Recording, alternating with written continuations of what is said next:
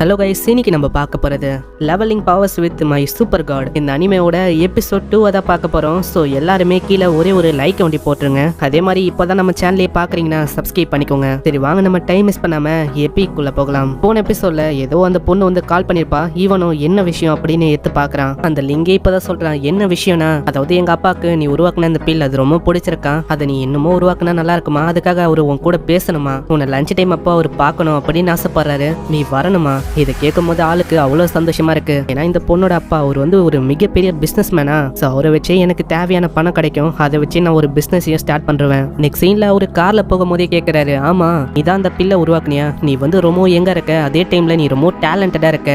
ஆமா ஆமா, அது வந்து என்னோட ஆன்செஸ்டரால உருவாக்குன அந்த பில்லு வந்து காலகாலமா எங்களோட ஃபேமிலியில அப்படியே பாஸ் ஆயினே வந்து தெரியுமா. நான் எதிர்பார்க்கல. என்னோட பொண்ணு சொன்ன மாதிரியே நீ அற்புதமானவனா இருக்க. அங்க போகும்போதே ஆளும் யோசிக்கிறான், அந்த வில்லா இப்ப நாங்க போற வில்லா தான் இருக்கிறதுலயே ரொம்ப எக்ஸ்பென்சிவான வில்லா. அப்பனா அந்த பொண்ணு ஒன்றும் சாதாரணமான குடும்பத்துல இருந்து வரல போல. இந்த ஜாங்சங் சிட்டிலேயே அந்த பொண்ணோட வில்லா தான் ரொம்ப விலை உயர்ந்த வில்லா. அப்பனா அவங்களோட ஸ்டேட்டஸே வேற லெவல்ல இருக்கும் போல. நெக்ஸ்ட் சீன்ல அங்க வராங்களா, அந்த பொண்ணு அப்படி ஓடி வரா. என்ன யாங், நீ வந்துட்டியா? உனக்காக தான் நான் வெயிட் பண்ணிருந்தேன். பின்னாடியே இதெல்லாம் பாக்குற இன்னொருத்தன் பயங்கரமா கடுப்பாகிறான். ஆமா யார் அது? இவனை எதுக்கு நீ அப்படி கட்டி பிடிக்கிற? ஏய் யாசு, உனக்கு என்ன வந்தது? இந்த மாதிரி நான் யாரை வேணாலும் கட்டி பிடிப்பேன். எனக்கு வந்து உன்னை பத்திலாம் கவலை இல்லை. எனக்கு பிடிச்ச மாதிரி தான் நான் பாய் ஃப்ரெண்டை செலக்ட் பண்ணுவேன். நீ பண்ற விஷயம் அது வந்து எனக்கு ஒரு மாதிரி இரிட்டேட்டிங்கா இருக்கு. எதுக்கு நீ இப்படி இரிட்டேட் பண்ற மாதிரி பண்ற? உடனே இதே ஒரு வாய்ப்பா வச்சு அவனும் அப்படியே க்ளோஸா பழக ஆரம்பிக்கிறான். அவனெல்லாம் நீ கண்டுக்காத. அவனை மாதிரி ஒருத்தனை நீ வந்து எதுக்கு டேட் பண்ணும்? அவனெல்லாம் நீ பண்ணவே கூடாது. நான் லிங்குக்கும் அந்த பையனை வந்து பிடிக்கலையா, சோ அதனாலே இப்படி பண்றானா. இதனால அந்த பையன் ரொம்ப கடுப்பாகி தாக்கலான்னு வரான். ஆனா அதுல இருந்து ஆளு சம வேகமா தப்பிக்கிறான். என்னப்பா இதுதான் உன்னோட ஸ்பீடா? இந்த ஸ்பீடு வந்து பத்தாது என்னால தாக்குறதுக்கு. என்ன தாக்கணும்னா இன்னமும் வேகமா நீ தாக்கணும். பரவாயில்லையே, என்னோட பஞ்சையே உன்னால டாச் பண்ண முடியுதா? நான் எதிர்பார்க்கல உனக்குள்ள எவ்வளவு திறமை இருக்குன்னு. ஆனா இப்போ நீ என்ன பண்ண போற? இப்படி இவன் சொல்றதுக்குள்ளேயே மூஞ்சிலே ஒரு பயங்கரமான குத்துறான். ஏய், உனக்கு மார்ஷல் ஆர்ட்ஸோட எத்திக்ஸை பத்திலாம் தெரியாதா?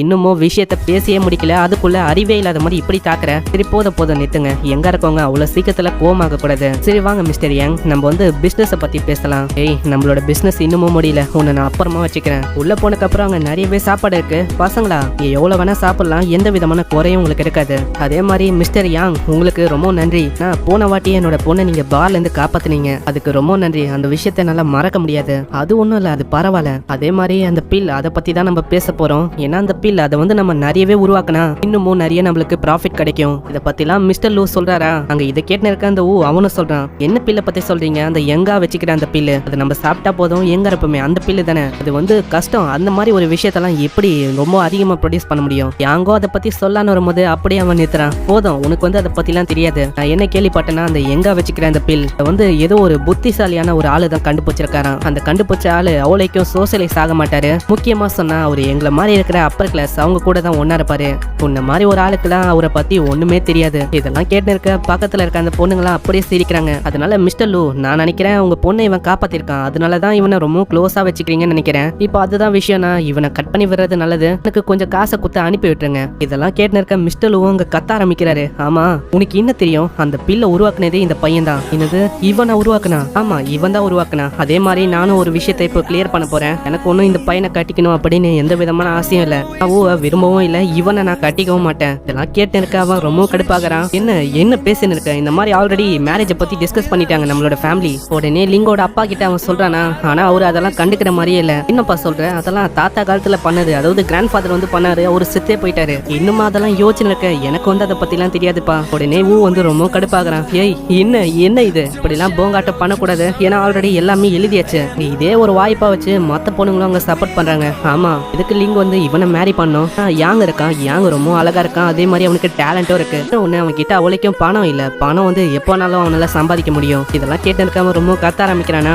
யாங் பயங்கரமா அடிக்கிறான். உனக்கு என்ன பாஸ் ஆகணும் அப்படின்னு ஆசையா? பெரிய ஆளு மாதிரி அப்படியே உள்ள வந்து பயங்கரமா கத்த ஆரம்பிக்கிறேன். இதெல்லாம் பாக்குற மிஸ்டர் லூக்கு யாங்க ரொம்ப பிடிக்குது. நான் எதிர்பார்க்கல இவனுக்கு எந்த விதமான பயமும் இல்ல. நான் மனசுல வந்த விஷயத்த அப்படியே இவன் பண்ணிட்டான். ஏய், நீ வந்து திரும்பவும் என்னோட முகத்திலே அடிச்சிட்டடா. இதை நான் மறக்க மாட்டேன். கண்டிப்பா இதுக்கான ரிவெஞ்ச நான் கொடுக்க தான் போறேன். ஆமாடா, போடா பாத்துக்கலாம். சரி அவன் போனா போகட்டும், மத்தவங்க எல்லாருமே வந்து சாப்பிடுங்க. நெக்ஸ்ட் சீன்ல அவங்க பில்லை பத்தி தான் பேசுறாங்க. உன்னோட பில் அது உண்மையிலேயே அற்புதமா இருக்கு. நீ என்ன பண்ணு, நிறையவே ப்ரொடியூஸ் பண்ணு. அதுல இருந்து 30% வந்து உனக்கு கண்டிப்பா கிடைக்கும். யாங்கோ ரொம்ப சந்தோஷமா ஒத்துக்கிறான். கண்டிப்பா. சரி அப்புறம் என்ன, இந்த டாக்குமெண்ட்ல மீதி இருக்க விஷயத்த படிச்சுட்டு சைன் போடு. அட பரவாயில்லையே, எல்லா விஷயமும் அமோகமா போகுது. அங்க மிஸ்டர் லூவும் கேக்குறாரு. ஆமா நான் என்ன கேள்விப்பட்டேன்னா பத்திரம் இதெல்லாம் கேட்கும் போது அவனுக்கு ரொம்ப சந்தோஷமா ஃபீல் ஆகுது. நான் அவன் பிசினஸ் இன்னமும் இன்னும் ஆரம்பிக்கல, அதுக்குள்ளேயே இவனுக்கு எவ்வளவு விஷயம் கிடைக்குது. எல்லாமே இப்போ ரெடி. இப்போ ஒரே ஒரு விஷயம், நான் இப்போ பிசினஸ் ஒரு நிலத்துல ஆரம்பிக்கணும். அது ஒண்ணே நான் ரெடி பண்ணிட்டேன், அவ்வளவுதான். சீன்ல அவனோட பிசினஸ் ஆரம்பிக்கிறான். அவனோட நண்பனுக்கும் அவ்வளவு சந்தோஷம். எதிர்பார்க்கல மச்சான், அதுக்குள்ளேயே நீ ஆரம்பிச்சிட்ட. ஆனா இப்படிடா,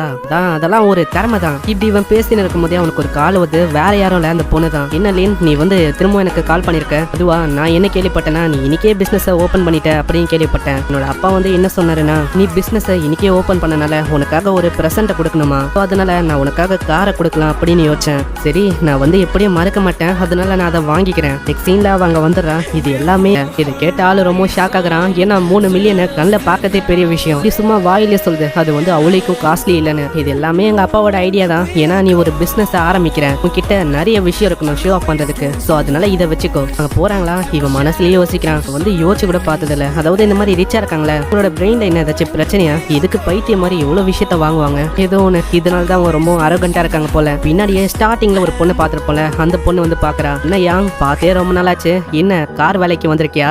நான் ஒன்னும் கார் வேலைக்கெல்லாம் வரல, இங்க ஒரு காரை வாங்கலான்னு வந்திருக்கேன். என்ன சொல்ற, நீ வந்து ரொம்ப ஏழையான பையன், உன்கிட்ட கார் வாங்குற அளவுக்குலாம் காசு இருக்கா என்ன? நல்லா இந்த கார் கம்பெனில வந்து கார் எல்லாம் வாங்க முடியாது, காரோட வீல் அதை வேணா வாங்க முடியும். இந்த கார் கம்பெனியோட ஓனரும் அந்த பொண்ணும் ஃப்ரெண்டு போல. அந்த ஓனர் கிட்டே சொல்றான், நான் வந்து சொன்னல அந்த புவரான பையன், அவன் வேற யாரும் இல்ல, அவன் இவன் தான். ஓ, நீ சொன்ன பையன் இவன் தானா? எதுக்கு வந்திருக்கான், காரை வாங்குறதுக்கா? அப்படின்னா நான் வேணா உனக்கு ஹெல்ப் பண்றேன். அப்படியே உன்கிட்ட காசு இருக்காது, 10% தான் இன்ட்ரெஸ்ட், மீதி எல்லாத்தையும் பே பண்ணும். நீ பரவாயில்லையா? என்ன சொல்றீங்க, அவனால அதெல்லாம் பே பண்ண முடியுமா என்ன? அவனே ஒரு பிச்சைக்கார நாயால வெறுமா குறைக்க தான் முடியும், இந்த மாதிரி உட்காந்துலாம் போக முடியாது பெரிய பெரிய கார்ல. ஆனா அதுக்குள்ளே பின்னாடியே ஒரு வாய்ஸ் வருது, மிஸ்டர் யாங், நீங்க ஆர்டர் பண்ண அந்த எக்ஸ்பென்சிவான கார் அது வந்து இறங்கிருக்கு. நாங்க வீட்டுல விடுறதா இல்ல நீங்களே டிரைவ் பண்ணி போறீங்களா? இல்ல ஒன்னும் பிரச்சனை இல்ல, அதை வீட்லயே விட்டுருங்க.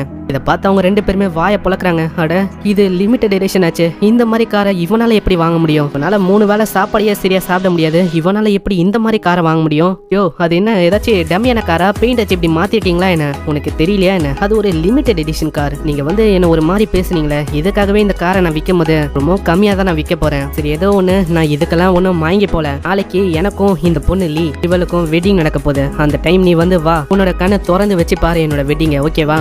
பாக்கலாம் யாரு கண்ணை திறந்து வச்சு பாக்குறா, யாரு கண்ணை மூடி இருக்கான்னு. சீன்ல அங்க அடுத்த நாளாவது அவன் போயின்னு இருக்கும் போதே அங்க லிங்க் கால் பண்றான். ஆமா, என்ன விஷயம்? அதுவா, சீக்கிரமா வந்து என்ன பிக்கப் பண்ண. என்ன சொல்றேன், இந்த மாதிரி நான் கொஞ்சம் முக்கியமான விஷயத்துக்கு போயின்னு இருக்கேன். இதுக்கு முன்னாடி உனக்கு கேர்ள் ஃப்ரெண்டா இருந்த அந்த லீ அவளோட வெட்டிங்க்கு தானே நீ போற? அட, இதை பத்தி உனக்கு எப்படி தெரியும்? எனக்கு எல்லாமே தெரியும், நாங்க சைட்ல இருந்து எல்லா விஷயத்தையும் பார்த்தோம். வேறமா வந்து எங்களை பிக்கப் பண்ண, இல்லனா நீ வந்து வருத்தப்படுவ. நெக்ஸ்ட் சீன்ல அதே மாதிரி அவன் போய் நின்னு கத்துறான். அவங்க 3 பேருமே பார்த்தா பயங்கரமா ட்ரெஸ் போட்டு வராங்க. ஆமா, என்னாச்சு, எதுக்கு எவ்வளவு பயங்கரமா ட்ரெஸ் போட்டு வரீங்க?